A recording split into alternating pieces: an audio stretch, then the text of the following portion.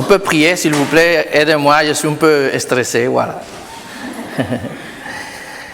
Seigneur, nous venons devant toi, nous nous plaçons devant ta parole. Je te demande de me donner, moi, le courage, l'audace, la bravure, l'ardeur de communiquer ce que tu m'as donné déjà à moi. Que ta parole touche nos cœurs, qui nous donne la joie, la paix dont nous avons besoin aujourd'hui. Au nom de Jésus-Christ. Amen.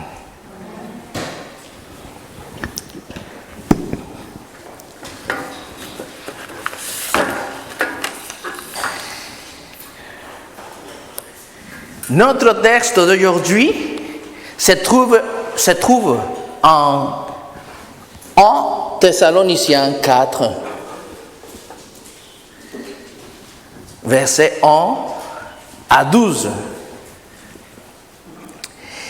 Et il y a une question qui concerne tout le monde, que l'on soit croyant depuis longtemps, nouveau dans la foi, ou simplement en recherche.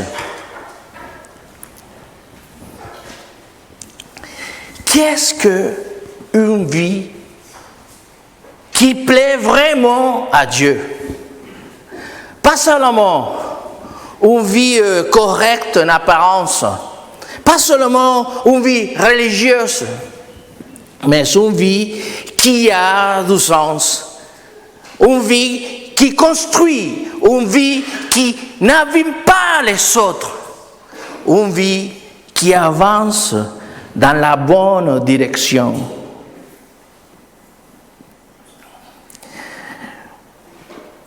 Et cette question est importante parce que nous pouvons tous commencer à avancer, puis nous arrêter trop tôt.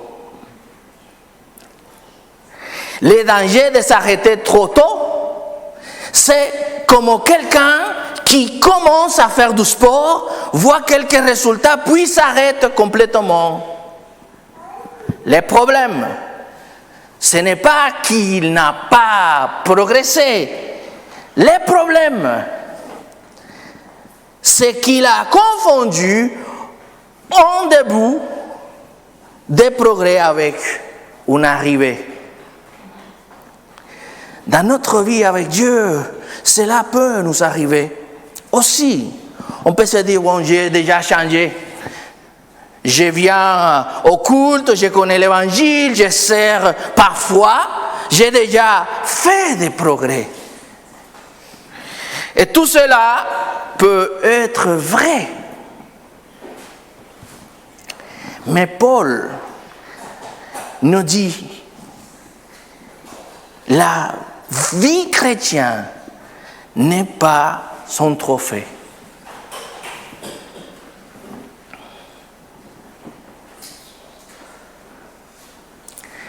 La vie chrétienne n'est pas un trophée qu'on pose sur une étagère. C'est une marche avec Dieu. Depuis le début de la lettre, Paul parle à une jeune église où l'évangile a porté des fruits réels.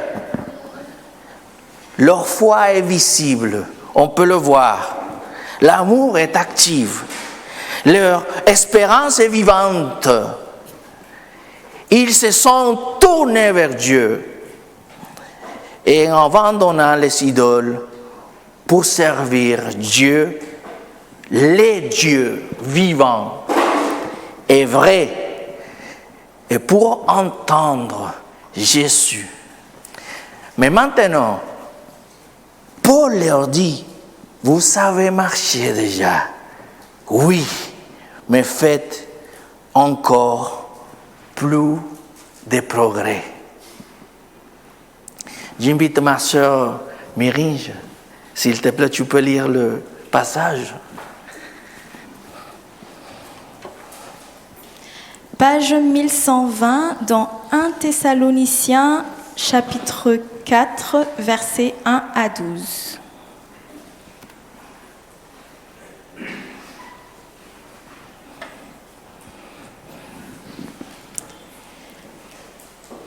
Enfin, frères et sœurs, vous avez appris de nous comment vous devez vous conduire pour plaire à Dieu, et vous vous conduisez déjà ainsi. Mais nous vous le demandons et nous vous le recommandons à cause de votre union avec le Seigneur Jésus. Faites toujours plus de progrès dans ce domaine.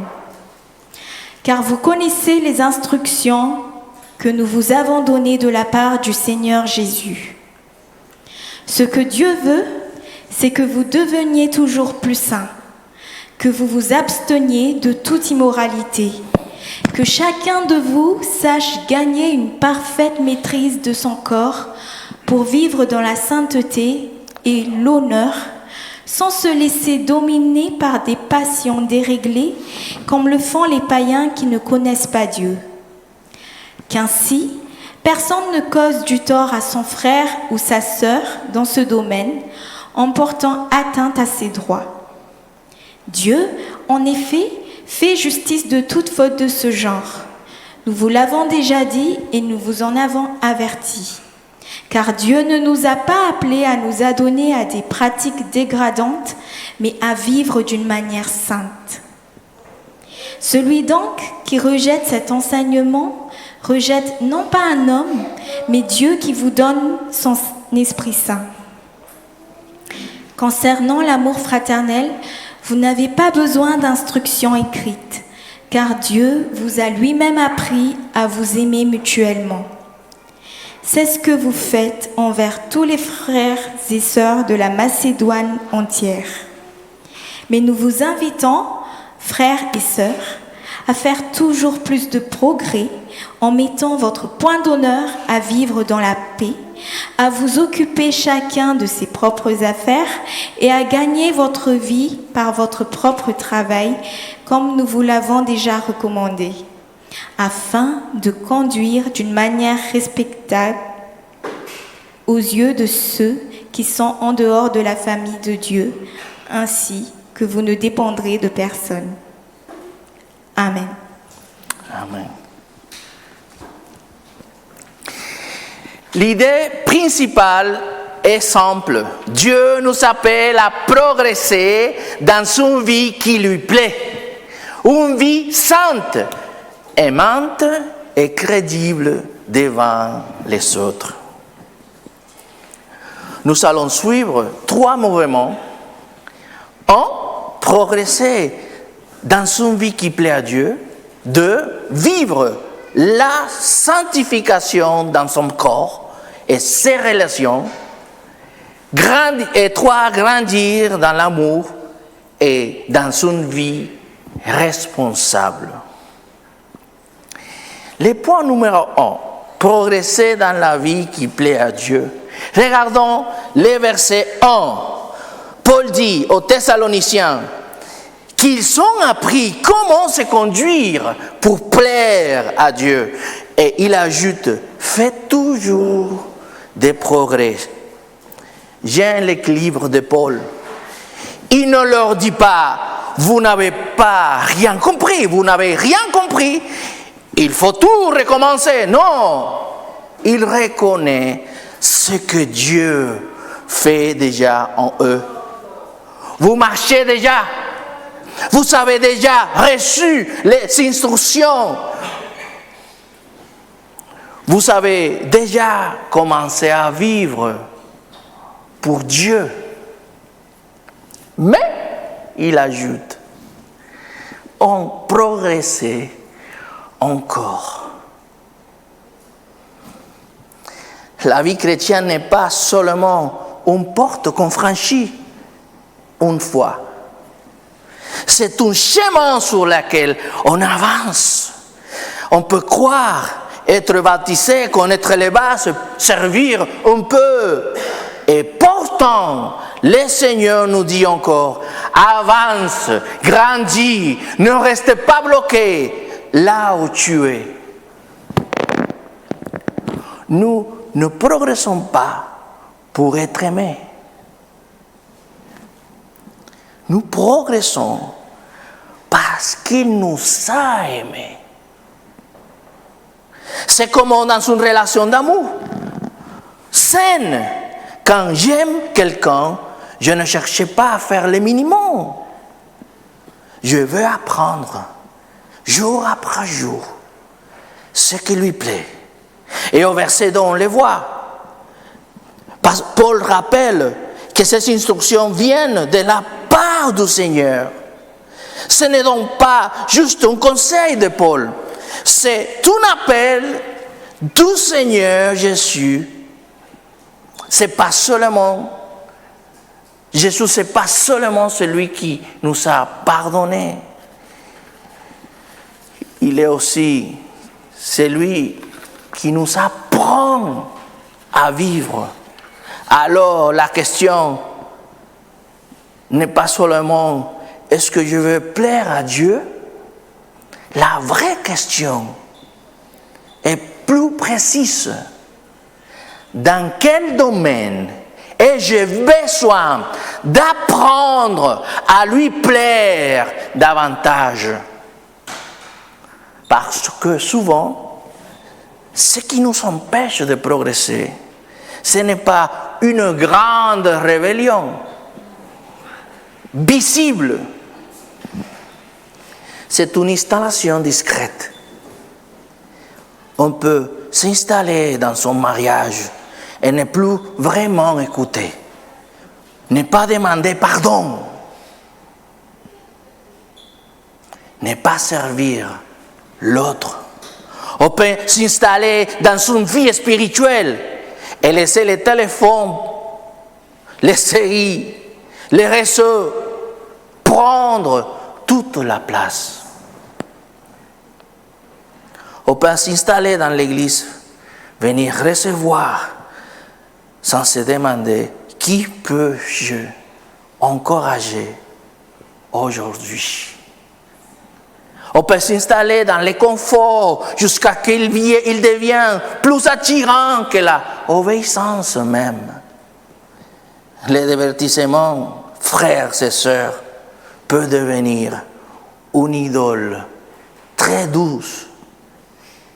Il ne nous attaque pas violemment, mais il nous endort très lentement. Voilà pourquoi il est nécessaire de progresser. Parce qu'une foi qui ne progresse plus devient vite une foi qui s'endort petit à petit. Alors, demandons-nous, Seigneur, où me suis-je installé? De quel domaine veux-tu m'apprendre à te plaire davantage? Une foi vivante, c'est une foi qui progresse.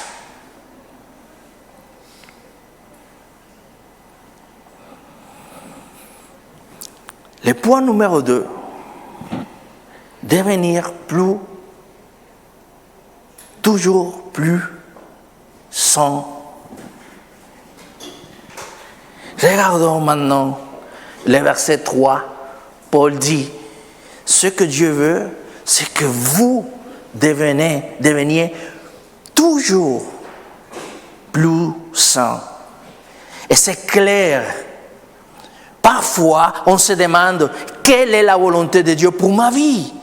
Ici, Paul répond, Dieu veut que nous devenions toujours plus saints. Autrement dit, Dieu veut que notre vie lui appartienne de plus en plus. Notre cœur, nos désirs, nos pensées, nos relations, notre manière de regarder et d'aimer. Et Paul applique cela à un domaine très concret, notre sexualité.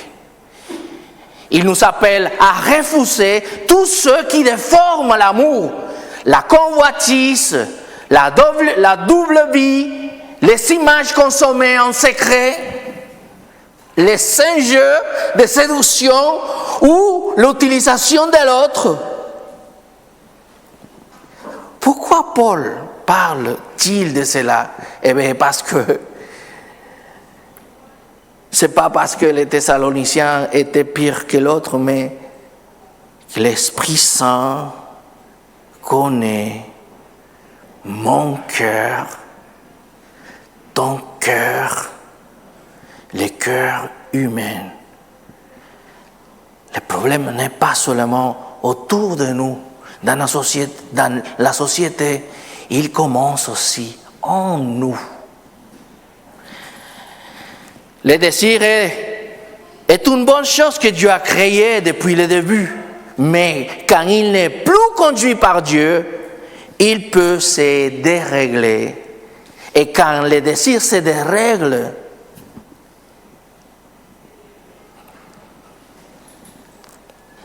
il change notre manière de voir l'autre.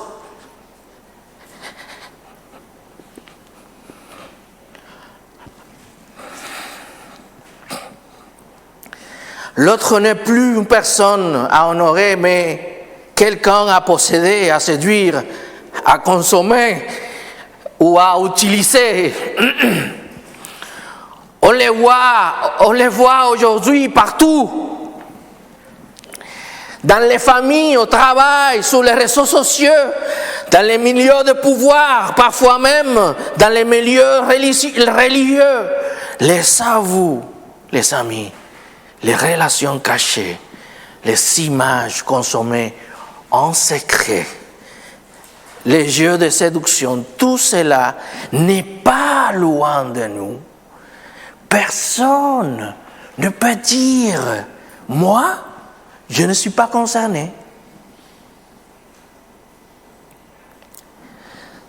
Sainteté et honneur. Au verset 4 et 5, Paul parle de la maîtrise de son corps dans la sainteté et l'honneur. Connaître Dieu change notre rapport au désir. Nous pouvons encore être tentés, mais nous ne voulons plus être dominés par les passions déréglées. Nous apprenons à fuir pour regarder l'autre avec sainteté et honneur. Oui, fuir. Et on a un bon exemple dans notre frère Joseph avec l'épouse de ce grand chef. Il a fui. Des fois, il faut fuir. Il ne faut pas rester dans la tentation. Il faut prendre conscience d'une chose importante.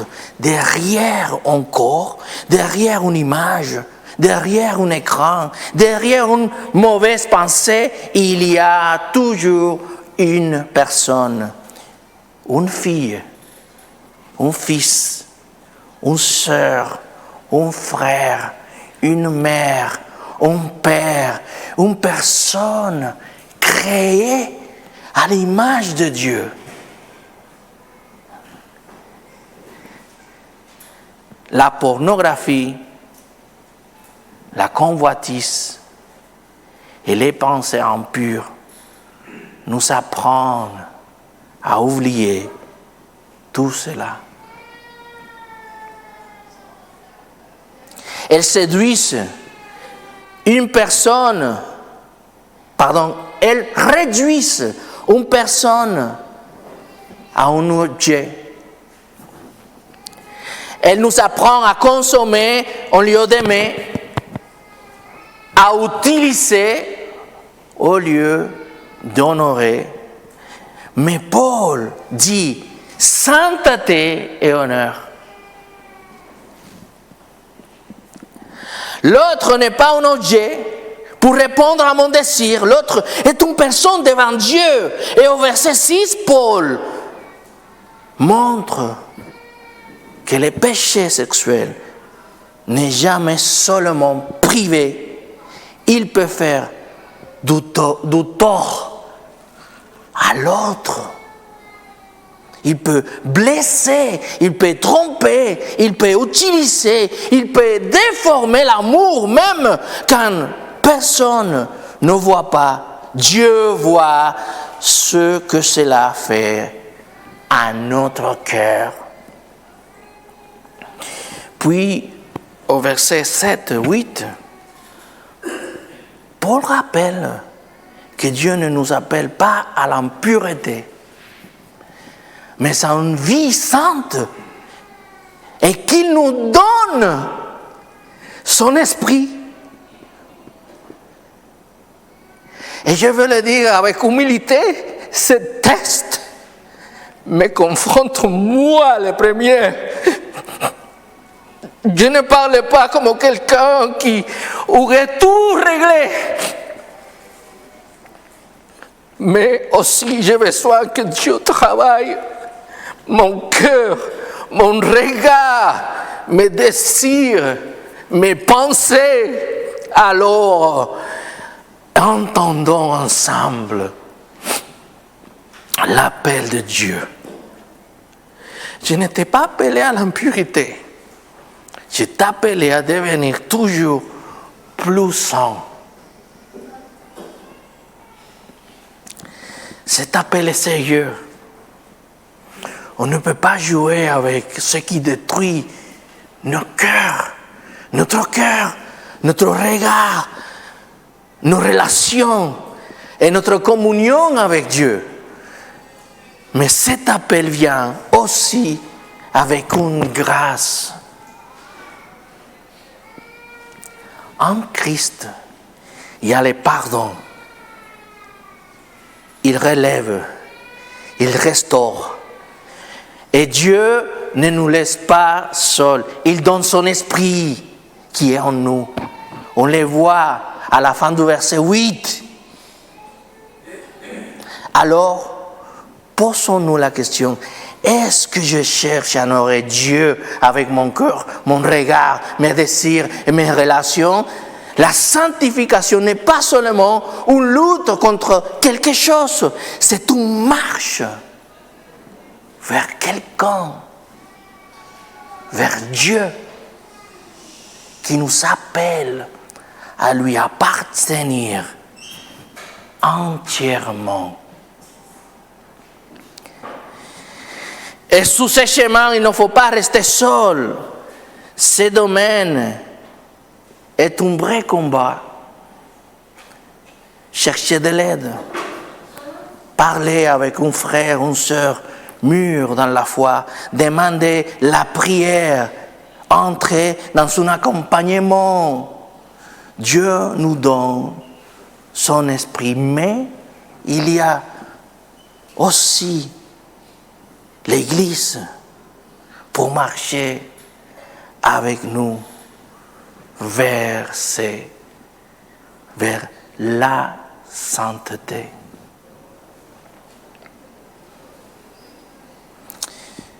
Et nous arrivons au point 3, grandir dans l'amour et dans la vie, dans une vie responsable.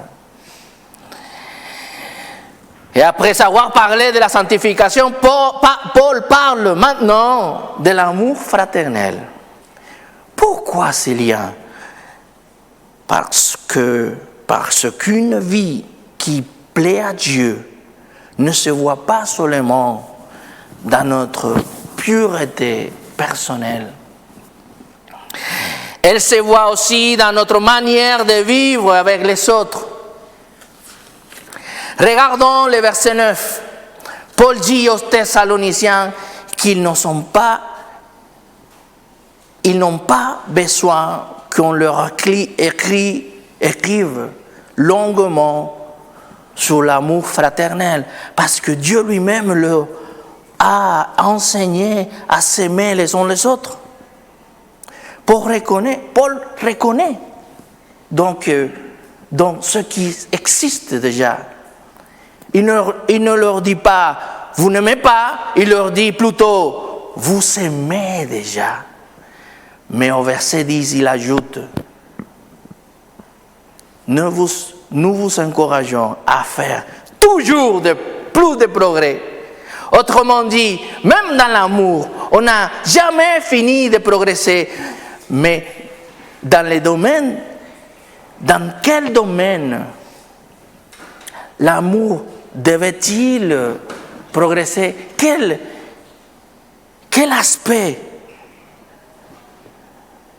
spécifique Dieu parle?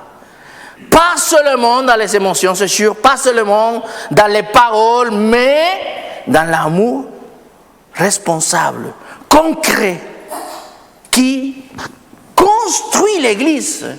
Vous savez, il y a un amour qui construit cette Église. L'amour fraternel, l'amour sincère. Et l'amour qui construit,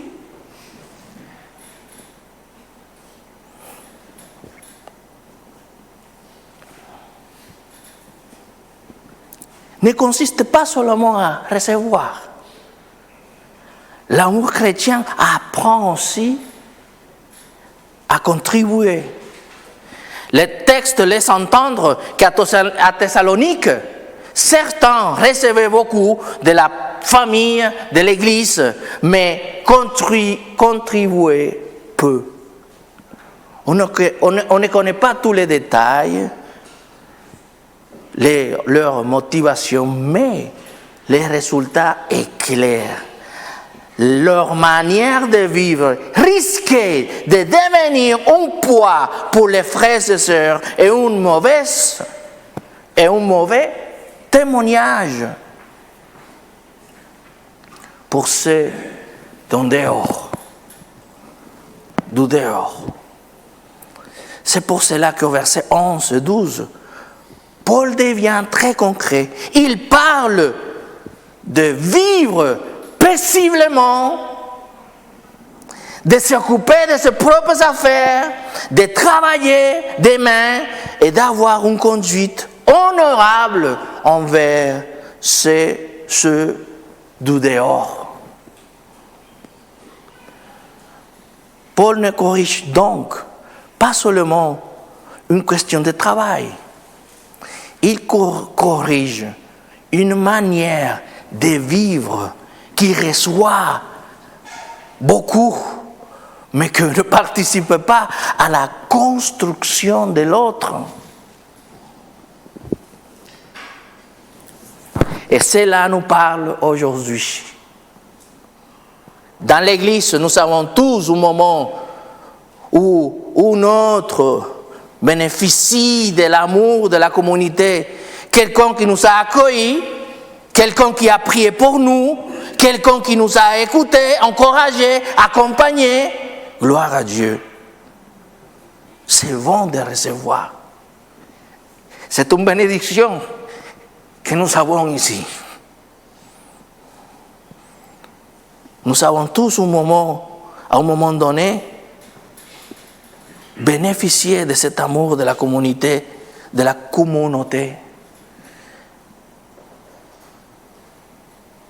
Il y a des saisons où nous avons besoin. Mais Paul nous dit, progressez encore. L'amour ne nous laisse pas seulement dans la position de celui qui reçoit. Petit à petit, il nous apprend aussi à devenir des personnes qui soutiennent les autres. Et je vais encourager ceux qui le font déjà. Ceux qui accueillent ici.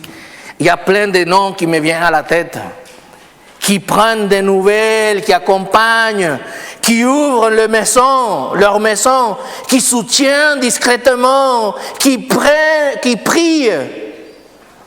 visitent, qui servent les enfants, les gens, les personnes seules, les nouveaux, les fatigués. Merci Seigneur. Une partie de l'amour dans l'Église ne se voit pas toujours dans l'estrade, mais Dieu les voit.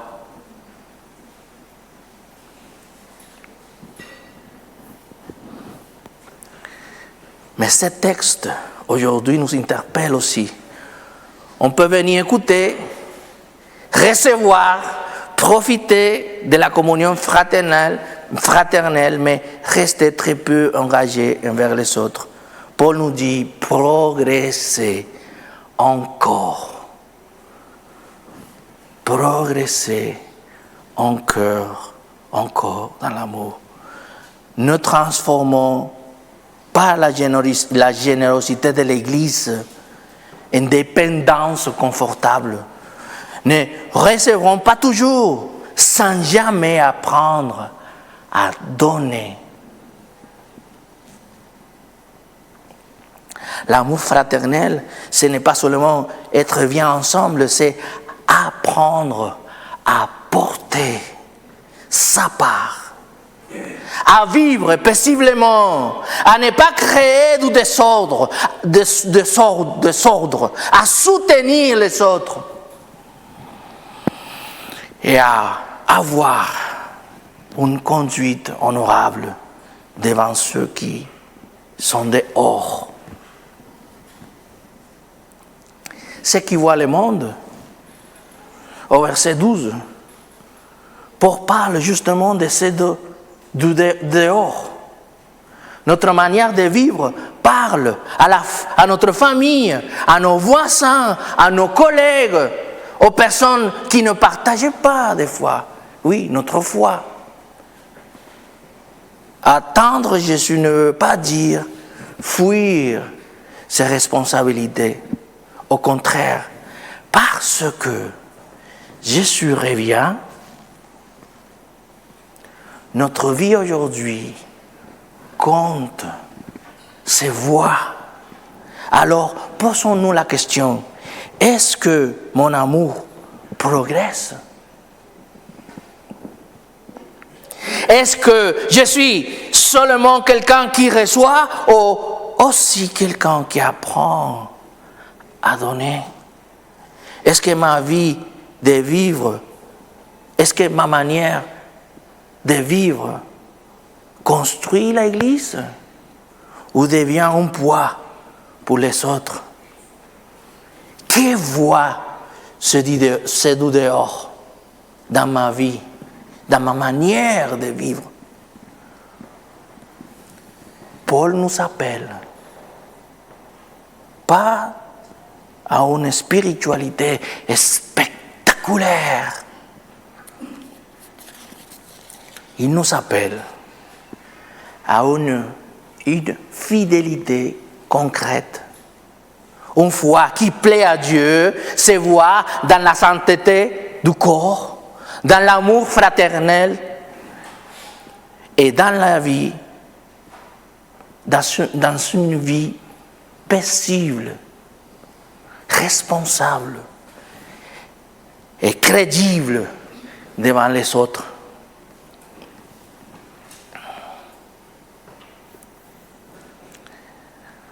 Pour conclure,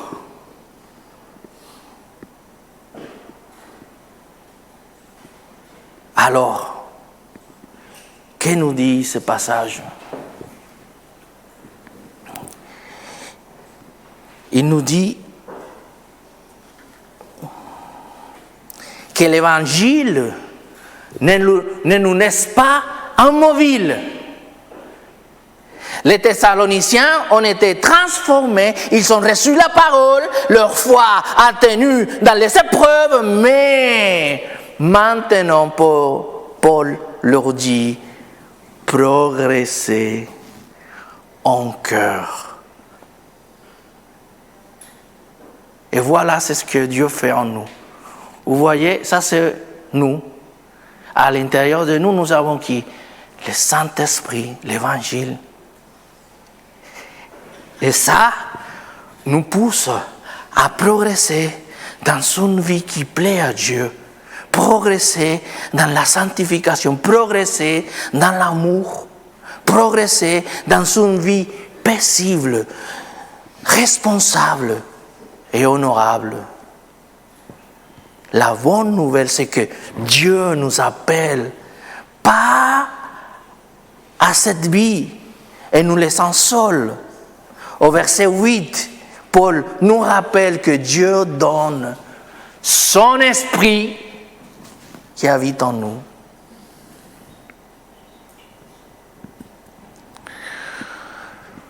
Pour nous qui croyons, la question finale est simple. Dans quel domaine Dieu m'appelle-t-il aujourd'hui à progresser encore? Dans quel domaine? Pas pour mériter son amour, pas pour pouvoir ma valeur, mais parce que Jésus m'a délivré.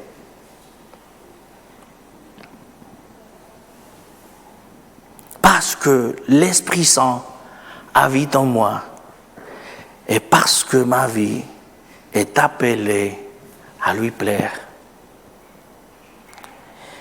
Et si tu ne connais pas encore Christ, cela ne veut pas dire améliore-toi d'abord, puis Dieu t'acceptera. Non.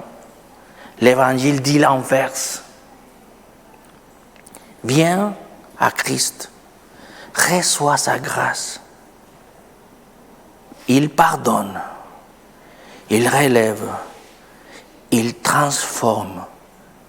Le Dieu qui appelle à la sainteté est aussi le Dieu qui donne son esprit pour commencer une vie nouvelle.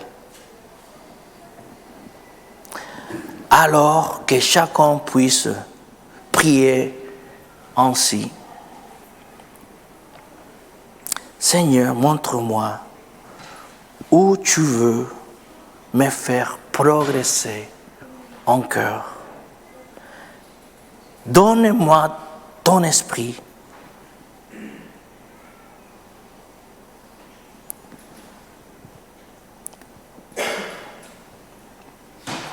Pour vivre d'une manière qui te plaît. Au nom de Jésus-Christ. Amen.